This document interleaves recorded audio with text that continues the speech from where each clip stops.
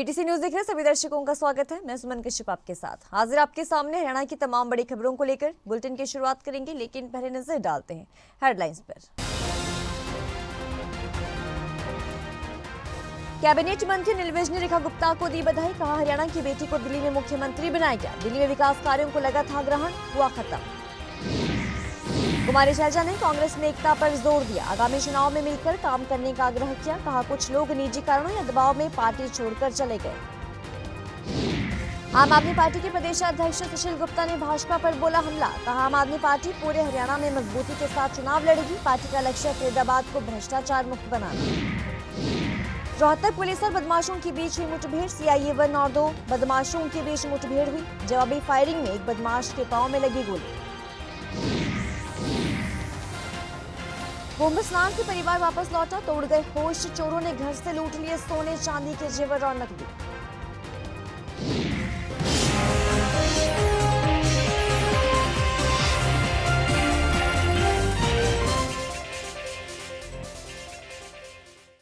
और अब खबरें विस्तार से। कैबिनेट मंत्री अनिल विज ने कहा कि हरियाणा की बेटी को दिल्ली में मुख्यमंत्री के पद पर ताज से नवाजा गया है। उन्होंने कहा कि हरियाणा की बेटी को दिल्ली में मुख्यमंत्री बनाया गया और इसलिए हरियाणा वासी बहुत खुश है। इससे पहले भी हरियाणा की बेटी सुषमा स्वराज भी दिल्ली की मुख्यमंत्री रही हैं। इसके लिए मैं दिल्ली की मुख्यमंत्री रेखा गुप्ता को मुबारकबाद देना चाहता हूँ। विज ने कहा कि दिल्ली में पिछले 27 सालों से विपक्ष की सरकारों के रहने के चलते विकास कार्यों को ग्रहण लगा हुआ था, जो कि अब खत्म हो चुका है।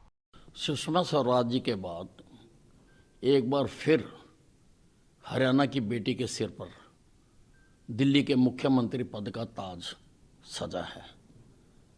दिल्ली में 27 साल से विपक्षी पार्टियों का शासन होने की वजह से विकास पर ग्रहण लगा हुआ था, वो ग्रहण अब हट गया है। आदरणीय प्रधानमंत्री नरेंद्र मोदी जी के मार्गदर्शन में जो दिल्ली की मुख्यमंत्री बनी है और जो बाकी मंत्री परिषद है, वो सारे मिलकर काम करेंगे और दिल्ली को वो रुतबा दिलाने का काम करेंगे जो एक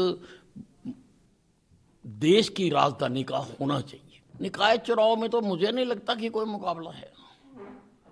कांग्रेस ने तो कई जगह पर अपने हाथ खड़े कर दिए, बहुत सारी जगह कैंडिडेट ही खड़े नहीं करेगा किए। नहीं, इसमें ये तो ऐसा नहीं कहा जा सकता। फिर तो अगर किसी भी जगह पर उतारते तो फिर वहाँ के मुख्यमंत्री भी ये बात कह सकते थे। तो कहीं ना कहीं तो उतारना था। अब कैसे उनको वो एयरपोर्ट लिंकेज मिली है, ये सारा सिस्टम देख के ही किया जाता है, तो ऐसा तो नहीं कहा जा सकता।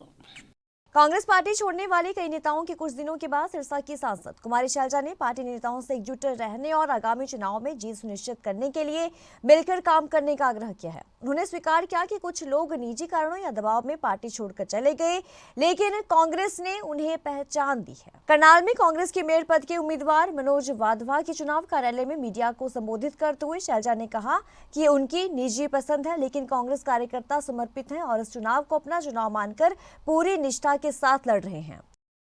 साथियों से मिलना और हमारे कांग्रेस जन सभी लोग लगे हुए हैं और आगे के लिए शुभकामनाएं हैं। सब मिलजुल कर स्थानीय चुनाव लड़ें और कांग्रेस को जिताएं। मैम, गुटबाजी यानी कि बहुत सारे लोग छोड़ कर जा रहे हैं, क्या कारण समझते हैं कांग्रेस एकदम छोड़ने का? देखो, कुछ लोग कोई किसी कारण से जाता है, कोई किसी से, कोई दबाव से जाता है, कोई अपना कुछ। लेकिन अगर वो कांग्रेसी जैसे बोलते हैं तो कांग्रेस ने पहचान भी दी होती है और फिर भी अलग फैसले कर लेते हैं। तो ये उनकी अपने विवेक पर डिपेंड करता है कि कौन पार्टी के साथ रहता है और कौन जाता है। देखो, उस बात पर मैं अब नहीं जाना चाहूँगी क्या कमियां रही, क्या कुछ नहीं। दुनिया ने देखा कि जीती हुई बाजी देश में सब जानते थे कि हरियाणा में कांग्रेस की सरकार जनता चाहती है, लेकिन क्या कारण रहे अब वो बात एक अलग लेवल की बात है। अभी हमारे नए प्रभारी बने हैं हरिप्रसाद जी, बहुत सुलझे हुए और मैच्योर राजनीतिज्ञ हैं। आम आदमी पार्टी के प्रदेश अध्यक्ष सुशील गुप्ता ने निशा दलाल फौजदार को आगामी फरीदाबाद नगर निगम चुनाव के लिए मेयर प्रत्याशी घोषित किया। यह घोषणा गोल्फ कप फरीदाबाद में आयोजित एक प्रेस वार्ता के दौरान की गई। तो प्रेस वार्ता को संबोधित करते हुए सुशील गुप्ता ने ये कहा कि आम आदमी पार्टी फरीदाबाद सहित पूरे हरियाणा में मजबूती के साथ चुनाव लड़ेगी और भ्रष्टाचार मुक्त पारदर्शी शासन देने के लिए संकल्पित है। उन्होंने कार्यकर्ताओं से आह्वान किया कि वे आम आदमी पार्टी की नीतियों और विकास के एजेंडे को जन जन तक पहुंचाने के लिए सक्रिय भूमिका निभाएं। आज फरीदाबाद के अंदर जो जुल्म आम आदमी पार्टी के प्रत्याशियों के साथ बीजेपी ने अधिकारियों के साथ मिलके इनका नॉमिनेशन कैंसिल कराने में किया और अब हमारी मेयर की उम्मीदवार निशा दलाल फौजदार हैं और हमारे जो 16 प्रत्याशी हैं आज उनके सबके पक्ष के अंदर जिम्मेदारियां नियुक्त करने के लिए, प्रचार के कार्यक्रम को तय करने के लिए और फरीदाबाद में एक भ्रष्टाचार मुक्त निगम के चुनाव करने के लिए अपील करने के लिए मैं आया हूँ। आम आदमी पार्टी झाड़ू के चुनाव चिन्ह पर चुनाव लड़ रही है। निशा दलाल फौजदार जी हमारी मेयर की प्रत्याशी हैं और पूरी ताकत के साथ पहले जो हमारी प्रत्याशी नीतू मान जी थी, इनको बीजेपी ने एक साजिश के तहत इनका नॉमिनेशन रिजेक्ट कराया। हालांकि हाईकोर्ट में भी गए, हाईकोर्ट के अंदर तारीख लगी है, परंतु पार्टी ने फाइनल डिसीजन लिया कि हम निशा दलाल फौजदार को यहाँ से मेयर का चुनाव लड़ाएंगे, क्योंकि इस कानूनी लड़ाई के अंदर जाने के बजाय हम जनता के सामने, जनता की अदालत के अंदर ये लड़ाई लेके जाएंगे। आज सुबह 4 बजे रोहतक पुलिस और बदमाशों के बीच मुठभेड़ हुई। CIA-1 और 2 बाइक सवार बदमाशों के बीच ये मुठभेड़ हुई है। पुलिस ने गुप्त सूचना पर नई अनाज मंडी के पास बालचंद चौक पर पीछा किया तो दोनों ने रुकने की बजाय पुलिस को चकमा देकर वहां से भागने की कोशिश की और फायरिंग शुरू कर दी। पुलिस की जवाबी कार्रवाई में एक बदमाश को पैर में गोली लगी तो दूसरे बदमाश को बाइक में गिरने के चलते उसके पांव में वो फ्रैक्चर आ गया। दोनों को PGI में भर्ती करवाया गया। गोली लगने वाले बदमाश का नाम नवीन और दूसरे का नाम नीरज है। दोनों बदमाश रोहतक शहर के रहने वाले हैं।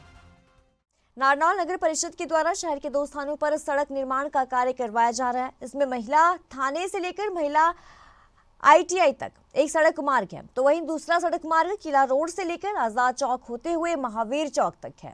ये दोनों ही मार्ग बाजार के प्रमुख मार्ग हैं, जहां पर रेलवे स्टेशन, अस्पताल, अनाज मंडी, लोहा मंडी, 2 सरकारी कॉलेज, सब्जी मंडी के अलावा अनेक महत्वपूर्ण कार्यालय भी हैं।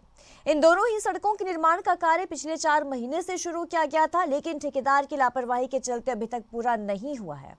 मुख्य बाजारों में हालात ये हैं कि दुकानदार परेशान है, तो वहीं आम आदमी इस रास्ते से नहीं निकल पा रहा।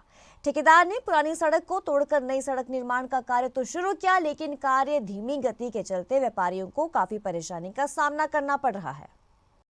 किला रोड से जो रोड बनने लगी है और उस रोड के अंदर 2 महीने से ज़्यादा हो गए हैं और ये नारनौल का सबसे मेन बाज़ार है। यहाँ पर नज़दीक में सब्जी मंडी भी लगती है, लेडीज़ ग्राहक आती हैं। सब्जी मंडी के अंदर कोई ग्राहक नहीं पहुँच रहा और नारनौल के किला रोड से लेकर के और आज़ाद चौक के इस प्रांगण के अंदर यहाँ पर इतनी अव्यवस्था हो रही है कि जिसका हम अपने शब्दों में कह नहीं सकते। क्योंकि जिस प्रकार से कार्य हो रहा है, ठीक है कार्य हो रहा है और दुकानदारों ने खुद सहयोग करके, दुकानदारों ने खुद स्वयं सहयोग करके ये रोड बनाने के लिए ठेकेदार को खुद रास्ता दिया कि आप ऐसे करो, लेकिन हम चाहते हैं कि दिन रात काम हो, क्योंकि बाजार का मामला है, दिन रात काम होंगे जब ये काम होगा। आज सुबह 8, साढ़े 8, 9 बजे लगते हैं, शाम को 5 बजे चले जाते हैं, लेकिन उसके बाद जिस प्रकार से लोगों के जो नलके टूटे हैं और जो मेन लाइन टूटी है, हाँ मेन लाइन जो टूटी है, उससे जो अव्यवस्था हुई है, उससे हमारा पूरा बाजार चौपट हो गया। मैं कहता हूँ ये बाजार की पूरी सड़क खराब हो रही है जी। 2-2.5 महीने हो गए, क्योंकि कोई आने जाने की व्यवस्था नहीं है। कोई गिर जाएगा, किसी का हाथ पाँव टूट जाएंगे तो रास्ता हो जाएगा। इसके लिए जल्दी से जल्दी दिन रात करके काम किया जाए। हाँ जी, किराए नहीं आते बाजार में बिल्कुल जी। दुकानदार अपने खाली बैठे रहते हैं। क्यों बैठे रहते? दुकानदार ग्राहक आएंगे जी, ऐसे पानी भरा और ऐसे रोड फुटने से कौन ग्राहक आएगा जी बाजार में। जहाँ तक उसके डिले की बात है, कुछ ग्रैब की रेस्ट्रिक्शंस थी पीछे, कुछ शादियों का प्रोग्राम था, तो उस वजह से मार्केट को डिस्टर्बेंस का भी कुछ इश्यू था। मानते हैं ग्रैब के कारण ना 1.5-2 महीने हमारा कार्य डिले हुआ है, लेकिन अभी ठेकेदार को डायरेक्शन दे दी गई है टाइमली। अभी उससे डे बाय डे पे मॉनिटर भी किया जा रहा है और इस रोड पे फ़िलहाल जहाँ तक मैं मानता हूँ लोग भी संतुष्ट हैं कार्य के प्रति। जहाँ तक दूसरे रोड की बात करी आपने, मेन बाज़ार का रोड है, मैं मानता हूँ 2 दशक से उस रोड का निर्माण नहीं हो रहा था, कुछ उसके अंदर हालत भी ख़राब थी। अब उसके अंदर हमने दोनों साइड की नालियों का बनाने का काम ले रखा है, उसको तुड़वाने का काम, मेन बाज़ार का काम है। दिक्कतों का सामना करना पड़ रहा है, लेकिन उसको भी हम डे टू डे बेसिस के ऊपर मॉनिटर कर रहे हैं। किसान नेता जगजीत सिंह डल्लेवाल का अमर अनशन जारी है, तो वहीं जगजीत सिंह डल्लेवाल ने मीडिया को संबोधित किया। किसान नेता जगजीत सिंह डल्लेवाल ने श्री हरमंदिर साहिब जी से आया पवित्र जल, मक्का मदीना से आया आबे जमजम, हरिद्वार से आया गंगा जल और हरियाणा के 150 से ज्यादा गांवों के खेतों के ट्यूबवेलों से आया हुआ जल ग्रहण किया। 21 फरवरी को शहादत हुई थी शुभकर्ण नौजवान बल्लो गांव का। कल उनको तीनों मोर्चों पर और पूरे देश के अलग अलग स्टेटों में उनको श्रद्धांजलि अर्पित की जाएगी, श्रद्धांजलि सभाएं होंगी और बल्लो के अंदर एक मजबूत श्रद्धांजलि सभा होगी। वहाँ पे उस नौजवान को श्रद्धांजलि अर्पित करने के साथ साथ वहाँ जो एक बहुत बड़ा उपराला किया गांव की तरफ से और लोगों की तरफ से, उनका वहाँ पे स्टैचू लगाया गया है, उसका भी पर्दा हटाया जाएगा कल।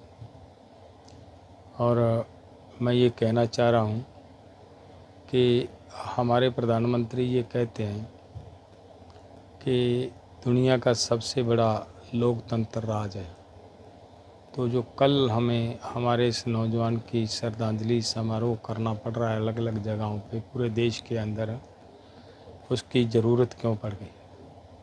लोकतंत्र राज के अंदर तो ये नहीं होता कि जो लोग अपनी बात कह नहीं चाहते हैं उनके ऊपर गोलियां चलाई जाएं। दादरी के कस्बा बौंद कलां की बहू रेखा गुप्ता अब दिल्ली में सीएम बनकर राज करेंगी। रेखा गुप्ता के दिल्ली सीएम बनने पर परिजनों ने जहां मिठाइयां बांटकर खुशियां जाहिर की। रेखा गुप्ता के पति के परदादा साधुराम सहित अन्य परिजन करीब 70 साल पहले बौंद कलां से दिल्ली में कारोबार के चलते शिफ्ट हो गए थे। हालांकि परिवार के सदस्यों का गांव में आना जाना लगा रहता है और कई साल पहले गांव में परिवार के लोग से मिलकर गए थे। तो अब ससुराल के परिजन रेखा गुप्ता से दिल्ली में मुलाकात करके गांव में कार्यक्रम करके बहू को सम्मानित करेंगे। और जो दिल्ली की सीएम रेखा गुप्ता जी बनी, ये मेरी भाभी है।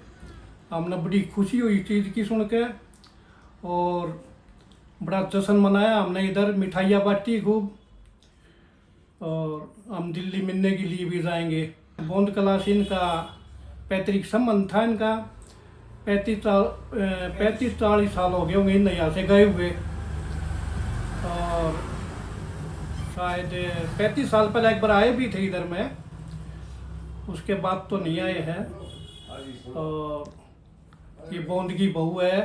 पूरा गांव में बड़ा जोश है, जोश के साथ खुशी मना रहा है पूरा गांव। यहाँ से तो गए हुए कम से कम भी ये समझो 70-80 साल हो गए होंगे इन्होंने गए हुए यहाँ से। इनका पैतृक मकान भी यही है।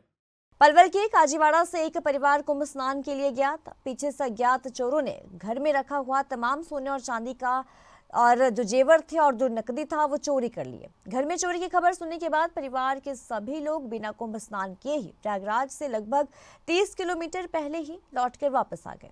हम गए थे 16 तारीख को शाम को 7 बजे और सुबह हमें 17 तारीख को लगभग 9-9:30 बजे पता चल गया था। उसके बाद हम ऐसे कुंभ मेले से पहले ही, अब 30 मिनट पहले ही वापसी आ गए। कई जगह रास्ते में जा मिला तो हम थोड़े लेट हो गए। रात को हम पहुंचे आकर 1 बजे करीब, 1 बजे आकर 1-1:30 बजे हमने फिर 192 नंबर फ़ोन किया तो साथ ही पुलिस आ गई थी।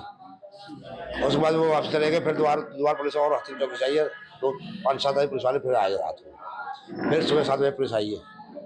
और हमारे आप अपनी तरफ से मजबूती के साथ में ताले वाले लगा करके गए होंगे? हाँ जी, हमारे बिल्कुल बाहर से ताला, ऊपर गुमटी का ताला, दोनों कमरों के ताले लगे हुए थे। अज्ञात लोगों ने हमारे सारे ताले तोड़ लिए और किसी संबल से या तसरिया से हमारे ऊपर गुमटी का गेट तोड़ करके तब अंदर धसे हैं। और मैं अपनी सास ससुर के साथ कुंभ में गई थी तो हमें, ये मेरी दौरानी है, इसने देखा वहाँ पर चढ़कर छत पर कि इनके घर का गेट खुल रहा है। तो इसने फिर हमें फ़ोन कर बताया कि दीदी आपके घर का गेट खुल रहा है, तो हमें ऐसा पता नहीं था। लेकिन जब बाद में फ़ोन करके और पूछा कि नीचे जाकर देखो, तो देखा तो सारे में फैला हुआ पड़ा था। फिर हम वहाँ से पहुँच नहीं पाए, थोड़ा सा दूर रह गया था, उधर से वापस हो लिए थे। फिर रात में 1-1:30 बजे यहाँ के पहुँचे हैं, साथ में पुलिस भी बुलाई है। उन्होंने देखा तो सब ऐसा फैला हुआ पड़ा है, फिर पुलिस आ गई है यहाँ। इस बुलेटिन में इतना ही। खबरों की ज्यादा अपडेट के लिए आप बने रहिए हमारे साथ।